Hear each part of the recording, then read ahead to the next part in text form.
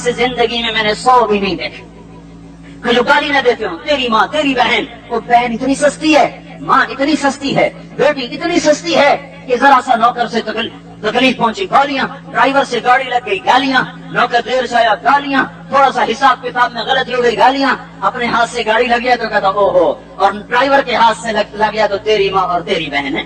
अपने हाथ से नुकसान हो जाए ओहो, और नौकर के हाथ से हो जाए तेरी माँ तेरी बहन। सुन लो सुन लो सुन लो, तुम्हें गवाह बना के कह रहा हूँ, बैतुल्लाह को तोड़ना छोटा गुनाह है और किसी मुसलमान को माँ बेटी बहन की गाली देना बड़ा गुनाह है। मेरे नबी ने जाते हुए 2 वसीयतें की थी।